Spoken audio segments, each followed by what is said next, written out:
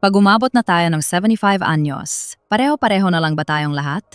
Mahina na katawan, umaasa na lang sa mga anak, ganun na ba talaga yon? Naiisip niyo ba yan? Pero ang totoo, may kakaiba palang nangyayari.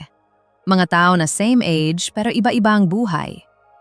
May 82 years old na mag-isa lang sa bahay, gumagawa pa ng lahat, may hobbies pa. Pero may 68 years old naman na nasa nursing home na. Ano ba ang pagkakaiba nila? Nag-research ang mga experts sa retirement life. Nag-interview sila ng hundreds of seniors. Nalaman nila na ang happy retirement, hindi yan basta bigay lang ng langit. Depende yan sa preparation natin, sa habits natin. Totally different ang resulta. Maraming lolo at lola ang nagsasabi, hindi ko alam dati nung bata pa ako. Hindi ko alam na ganito pala kalaki ang difference sa late 70s. One day, hirap na bumangon sa kama, takot na lumabas ng bahay, hinihintay na lang ang tawag ng mga anak. Yan ang reality ng maraming tao after 75. Pero may pag-asa. Kung magsisimula tayo ngayon, pwede pa. Tandaan niyo ang 5 bagay na sasabihin ko. Kung ikaw ay 75 hanggang 85 years old at ginagawa mo pa rin ang 5 ito, ikaw ay tunay na respetado. Hindi ka mag-aalala sa nursing home, mananatili ka sa sariling bahay mo, may dignidad. Hindi ka magiging unhappy sa old age, kundi masaya. Ikaw ay isang inspiring na tao. Ang 5 bagay na yan, sasabihin ko na ngayon isa-isa. Bago panoorin ng video, please subscribe, like at i-on ang notification bell. Malaking tulong po yan sa amin. Sige, simulan na natin. Una, pakinggan nyo muna. Baka ginagawa nyo na, o baka kailangan nyo pang simulan na yung araw. Kung 75 hanggang 85 ka na, isipin mo kung kaya mo pa ito. Simple lang, pero importante para sa happy retirement. Ito ay ang first thing na dapat kayanin mo. Sariling sikap sa banyo, kumain mag-isa, magbihis mag-isa. Parang ang simple lang, di ba? Ngayon, tama lang yan para sa inyo. Pero alam nyo ba? Ito ang tunay na freedom sa old age. Ano ba ang tunay na kalayaan sa retirement? Maraming pera ba? Successful na mga anak? Okay din yan. Pero ang totoo, iba. Umaga, gising, pumunta sa banyo mag-isa. Gutom, kumain mag-isa. Gusto ng damit, suotin mag-isa. Yan ang tunay na freedom. Alam niyo ba bakit napupunta sa nursing home ang maraming seniors? Dahil ba sa sakit? Meron, pero ang totoo, hindi. Dahil hindi na kaya magbanyo mag-isa. Hindi na kaya kumain mag-isa. Hindi na kaya magbihis mag-isa. Hindi dahil may sakit, kundi dahil hindi na kaya ang daily activities. Baliktarin natin. Kung kaya mo pa yan, hindi ka mapupunta sa nursing home. Hindi mo kailangan ng tulong ng mga anak araw-araw. Sa sariling bahay mo, ikaw ang boss. Yan ang start ng happy retirement. Paano ba natin ma-maintain ang strength na yan? Pinakaimportante, iwasan ang pagkahulog. Alam niyo ba ang pinakamatakot pag matanda na? Ang mabuwal. Nung bata tayo, bumagsak, tayo lang ulit. Pero pag 75 ka na, isang buwal, bali ang buto. Pagkatapos, nakahiga sa kama. Pagkatapos, nawala ang muscles, hindi na makakalakad pa. Kaya ang mga doktor sinasabi talaga, lolo-lola, huwag kayong mahulog. Sobrang serious. Kaya kailangan ng strength training. Sinasabi nyo, matanda na ako, ano pang exercise? Hindi. Kahit 70s, kahit 80s, pag nag-exercise, lumalaki pa rin ang muscles. Ang muscles ay hindi kailanman magtataksil sa atin. Hindi kailangan ng malaki. Hindi kailangan pumunta sa gym. Sa bahay lang, hawakan ng upuan, umupo, tumayo, 10 times. Hawakan ng pader, push-up, 5 times. Okay na yan. Gawin araw-araw. Mas okay ang araw-araw na 10 minutes kaysa once a week na 1 hour. At maglakad, 20 minutes daily. Akala nyo simple lang ang paglakad? Sobrang importante. Paglakad, lumalaki ang puso, nagstay ang leg muscles, at pinaka-importante, dumadaloy ang blood sa utak. Umaga o gabi, okay lang.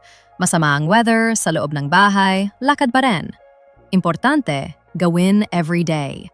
Consistency creates miracles. At isa pa, matulog ng maayos. Sabi nyo, matanda na ako, normal na hindi makatulog. Mali. May study sa Amerika, sinabi nila, pag kulang sa tulog, double ang risk ng demensya. Bakit? Habang natutulog tayo, ang brain natin naglilinis ng toxic substances. Pag hindi nakatulog, hindi nalilinis. Plus, pag kulang sa tulog, mas madaling mahulog. Nawawala ang balance. Hindi clear ang judgment. Kaya every night, try to sleep ng 7 hours. Pag nagnap sa umaga, 30 minutes to 1 hour lang. Mas mahaba, hindi ka makakatulog sa gabi. Insomnia. Last reminder, tandaan nyo, ang may-ari ng katawan nyo, hindi ang doktor, kundi kayo. Siyempre, may sakit, punta sa hospital. Once a year, health checkup, maganda yan. Pag kailangan ng help, tanggapin. Pero normal days, sarili mong check ang health. Blood pressure, blood sugar, oras ng gamot, sarili mo. Ikaw ang nakakaintindi sa sarili mo. Kaya mo magbanyo mag-isa, kumain mag-isa, magbihis mag-isa. Kung kaya mo yan, successful ang retirement mo. May power ka na manatili sa bahay mo. Yan ang deserving ng respeto. Ganyan ka-precious ng physical independence. Pero alam nyo, kahit healthy ang katawan, hindi ibig sabihin warm ang puso. May pangalawa pang kailangan. Baka mas importante pa ito. Kung 75 hanggang 85 ka na, para sa happy retirement, pangalawa, kailangan mo ng isang puso. Heart na okay, kahit mag-isa ka. Honest ba ako pwede? Pag tumatanda, maraming nagsasabi, lonely daw. May taong umalis na, mga anak busy sa buhay, nakikita lang sa holidays. Mga friends dati close, na yon wala na. One morning, gising, tahimik lang ang bahay. Walang new messages sa phone. Buong araw walang kausap. Tapos gabi na. Maraming seniors na nahihirapan sa ganyan. Bakit hindi dumarating ang mga anak? Bakit walang tawag ang friends? Naiisip nila yan, bigat sa puso. Tapos eventually, depressed, ayaw lumabas, bigat ng araw-araw. Pero may interesting na bagay. Same, mag-isa lang din. Pero may ibang tao, hindi lonely. Peaceful pa nga. Mag-isa maglakad. Mag-isa uminom ng kape. Mag-isa magbasa. Pero calm ang heart. Ano ang difference? May sinabi ang mga psychologists, ang loneliness hindi dahil walang tao. Depende kung paano natin tinatanggap ang solo time. Para sa iba, solitude is pain. Para sa iba, solitude is peace. Paano ba natin makukuha ang heart na okay kahit mag-isa? Una, bitawan ang paghihintay. Ang anak hindi dumarating, sakit. Ang friends walang tawag, sakit. Naiintindihan ko yan. Pero sandali lang, isipin natin. Nung bata tayo, ganun din. Iniisip natin ang parents pero busy sa work, sa pag-aalaga ng mga anak, sa bahay, walang oras. Hindi ba? Ang anak natin na yon, ganun din. Truly busy sila. Kaya okay lang, relax na tayo. Huwag maghintay kung kailan sila darating. Isipin, paano ko gagawin ang araw ko para maging warm? Hindi atensyon ng ibang tao, kundi ako mismo. Enough na. Una, weird yan. Hindi sanay. Pero slowly, sanay na. Ramdam mo ang freedom. Pangalawa, gumawa ng sariling ritual. Umaga, gising, dahan-dahan maghanda ng kape. Tingnan ang bintana. Ano ang kulay ng sky ngayon? Play ng favorite old song. Pakinggan. Mga simple moments na pupuno ang araw. May lola na every morning sumusulat ng short diary. Kahapon, ano ginawa? Bukas, ano plano? Ilang lines lang. Yan ang ritual niya, nagsisimula ang araw. May lolo naman, every evening, naglalakad. Umuulan man, umiihip ang hangin. Yan ang time niya para i-organize ang araw. Kayo din, gumawa ng sariling ritual. Hindi kailangang malaki.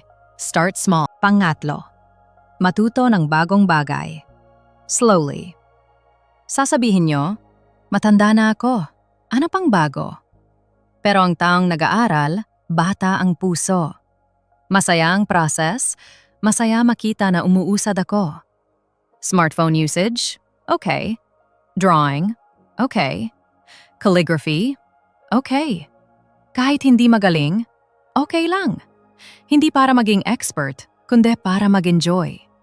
Sa YouTube, pakinggan ang favorite songs, video call sa apo, search kung ano ang gusto. Isa-isa lumalaki. Kahit mag-isa, hindi boring. Pang-apat, sumulat ng gratitude notes.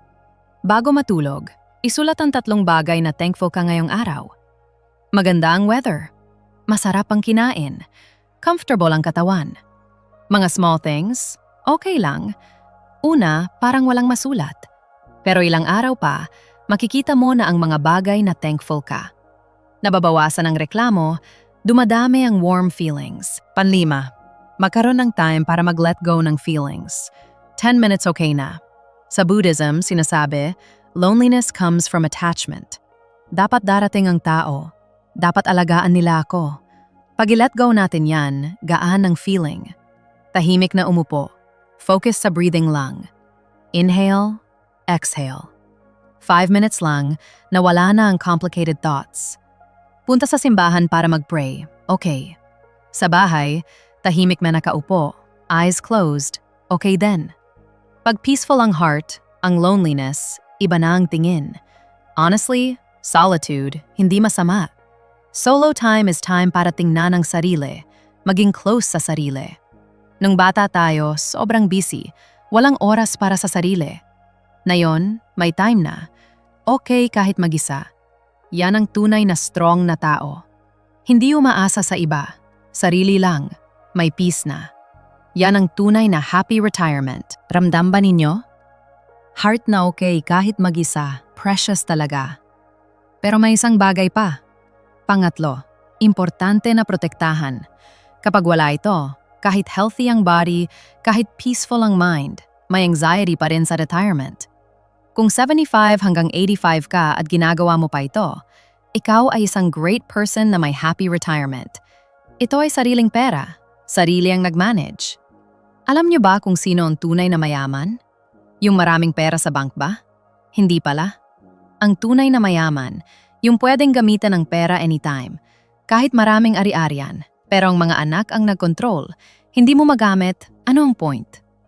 Kahit maliit lang ang pension, pero ako ang nag-manage, plan ko ang paggamit, yan ang tunay na freedom sa retirement.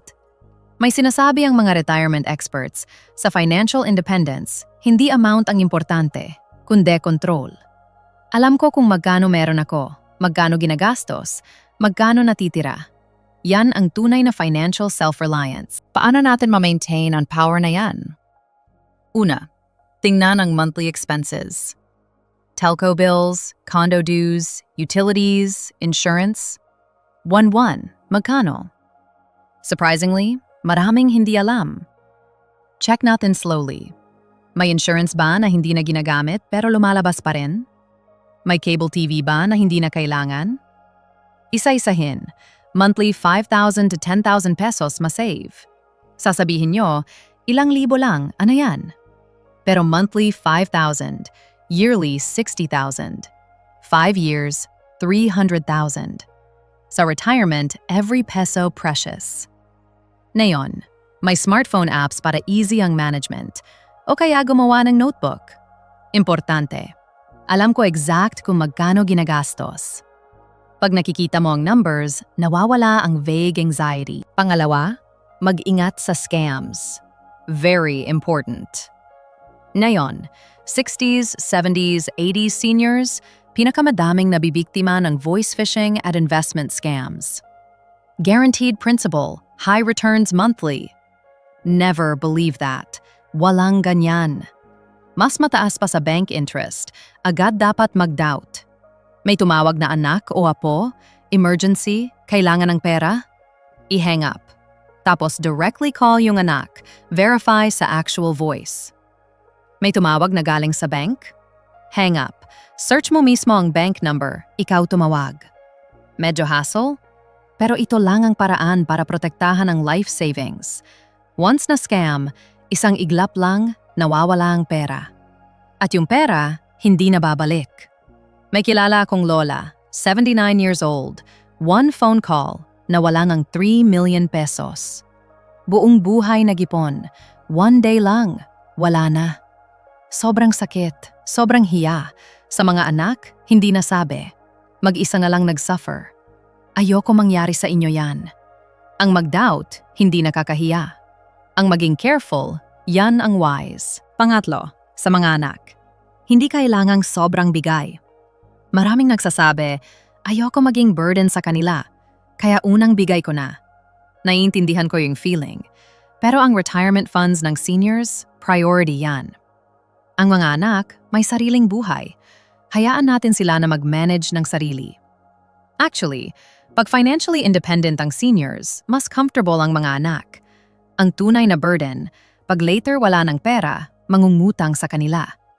Kaysa mag-sorry later, mas okay na protektahan ang retirement na yon. No need to apologize. Pangapat, gawing specific numbers ang vague worries. Kaysa isipin, paano pag kulang ang pera, mas okay na isipin, this month, may natira pang 30,000. Monthly, check on bank account. Lightly checked in ang credit card usage. Alam kung magkano pumasok, magkano lumabas. Stable ang feeling. Kadalasan ng anxiety dahil hindi alam. Sariling pera, sarili ang nag-manage. Alam niyo ba kung gaano ka-amazing yan?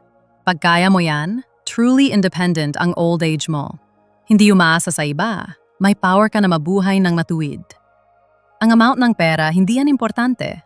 Ang importante, ang pera ko. Ako ang gumagamit. Yan ang tunay na happy retirement. Deserving ng respeto. Ganyan ka-importante ang self-management ng pera. Pero enough na ba yan? Actually, may isa pa. Pang-apat na gusto kong sabihin. Yung may ito at walang ito, sobrang different ng retirement. Kung 75 hanggang 85 ka na para sa happy retirement, kailangan mo ng isa pang bagay. Ito ay learning mindset. Heart na gusto matuto ng bago. Sasabihin nyo, edad ko na, ano pang learning? Naiintindihan ko. Nung bata pa, hirap na mag-aral. Na yun pa kaya? Pero isipin natin, yung taong tumigil sa pag-aaral at yung patuloy na nag-aaral, sino ang mas mukhang bata? May kilala akong lolo, 81 years old na yung taon. Last year, nag-start mag-aral ng gitara. Mahirap daw sa fingers niya, hindi gumagalaw. Pero after a few months, simple songs, kaya na niya. Sabi niya, after learning guitar, naging fun na ang araw-araw. Ngayong araw, practice ng chord, bukas, try ng song, excited na gumising sa umaga. Yan ang power ng learning. Ang taong nag-aaral, never too late. May research ang mga brain scientists. Sinabi nila, pag nag-aaral ng bago, kahit anong edad, ang brain gumagawa ng new neural connections. 70s man, 80s man, ang brain pwede pang lumaki. Kaya edad, hindi excuse. Pag sinabi na matanda na ako, hindi na kaya. Doon nagsisimula ang real aging. Ano ba ang pwedeng aralin? Una, smartphone usage. Slowly i-learn. Sasabihin nyo, hindi ako marunong sa technology. Una, ganun lahat. Pero slowly try. Hindi ganun kahirap. Ngayon, may voice commands pa. Sabihin, weather, lumalabas ang weather. Play song, lumalabas ang music. Ask sa apo, once lang matuto. Smartphone lang, lumalaki na ang mundo. Delivery apps para sa food, video call para sa muka, YouTube para sa songs. Kahit mag-isa, hindi boring. Pangalawa, simula ng isang hobby. Drawing, calligraphy, singing, kahit ano. Hindi kailangang magaling. Sasabihin nyo, hindi ako marunong. Bakit ako mag-aaral? Pero hindi para maging expert, para mag-enjoy. May lola na 75 years old, nag-start ng watercolor. Buong buhay never nag-drawing. Una, nahiya daw kasi pangit. Pero sinabi ng teacher, Lola, hindi exam ito, enjoy lang. After nun, naging light ang feeling. Ngayon, weekly class, pinaka-exciting part ng week. Pangatlo, huwag matakot sa failure. Nung bata, pag fail, nakakahiya. Nag-aalala sa sasabihin ng iba. Pero ngayon, different na. Sa edad na to, ano naman kung hindi kaya? Walang sinasaktan. Hindi magaling? Okay. Mabagal? Okay. Importante, yung attempt mismo. Visit sa community center. Maraming free classes. Computer class, smartphone class, singing class, exercise class. Kasama ang same age, mas fun. Pag nahihiya mag-isa, sama ang friend. Kahit dalawa, clumsy okay lang. Mas okay pa nga, sabay kayong tatawa sa mistakes. Ang apat, huwag mawalan ng curiosity. Ano kaya yon? Pag ganito, ano kaya mangyayari? Ganyang tanong, importante. Pag nakita ang ginagawa ng kabataan, huwag sabihin na hindi ko alam yan. Tanungin, paano ginagawa yan? Pag nakita ang ginagawa ng apo, sabi, subukan ko nga. Yung taong may curiosity, ibang mga mata. Buhay ang mata. Interested sa something, gusto malaman, gusto subukan. Ganyang tao, ang edad, number lang. 80 years old, pero may learning mindset pa rin. Ganyang tao, tunay na cool na tao. Hindi stuck sa edad, patuloy na lumalaki. Yan ang tunay na happy retirement. Ang learning, hindi exclusive sa kabataan. Kahit matanda, pwedeng mag-aral. At yung learning na yan, gagawin niyang richer ang everyday life. Honestly, hanggang dito lang, sobrang amazing na. Pero may isa pang gusto kong sabihin. Baka pinakamahirap. Pero pag naisip niyo ito, kayo ay tunay na respectable na tao. Kung 75 hanggang 85 ka na, para sa happy retirement, last thing na dapat meron ka ay isang puso. Heart na naturally tumatanggap ng goodbyes sa mundo at ng death. Heavy ang topic. Baka uncomfortable pakinggan. Pero kailangan pag-usapan. Lahat tayo one day aalis. Hindi ito sad thing, kundi natural process. Pag spring dumating summer, pag fall dumating winter, ganun din sa life, may seasons. Pag youth, spring at summer. Old age, fall at winter. Fall foliage, ang ganda. Winter snow, ang tahimik. Ang end ng life, may sariling beauty din. Ang problem, maraming tao ayaw tingnan. Never mag-isip ng death, never mag-prepare. Tapos biglaan, nag-regret. May retirement counselor na nagsabi. Maraming seniors sa nursing home o hospital bed, nag-regret daw. Sana sinabi ko yun noon. Sana ginawa ko yun noon. Sana nag-prepare ako. Yan ang nararamdaman. Pero yung taong naturally tumatanggap ng death, nag-prepare na. Different. Hindi anxious na retirement, kundi peaceful. Hanggang last moment, dignified ang pamumuhay. Paano ba mag-prepare? Una, slowly isulat ang last will. Sasabihin nyo, ang aga pa para dyan? Hindi.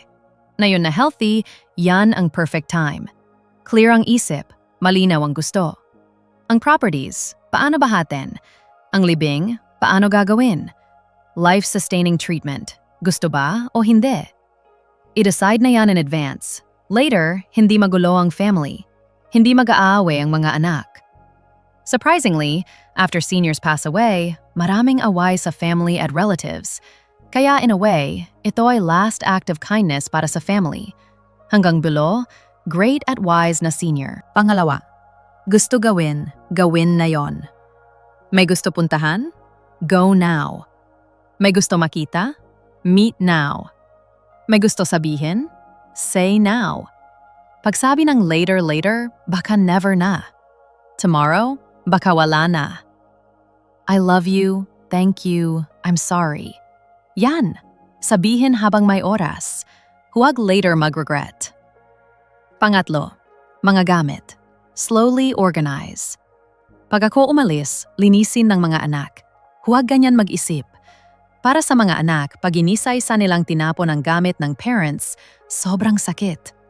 Kaya yung hindi na kailangan, na yon pa lang, slowly bawasan. Hindi na ginagamit, itapon o bigay sa may kailangan. Pag gumaan ang bahay, gumaan din ang puso. Pag nag-let go ng attachment sa gamit, ang life mismo naging comfortable. Panapat, gumawa ng records. Sa mga anak, sa mga apo, anong message gusto iwan? Video letter, okay? Diary, okay? Autobiography, okay? Hindi kailangan grand. Gusto ko kayo maging healthy at happy. Yan lang. Short message, enough na. Sa mga apo, sabihin kung paano namuhay ang lolo at lola. Ano ang important? Yan ang tunay na inheritance. Ang pag-prepare ng death, hindi ibig sabihin give up sa life. Actually, opposite.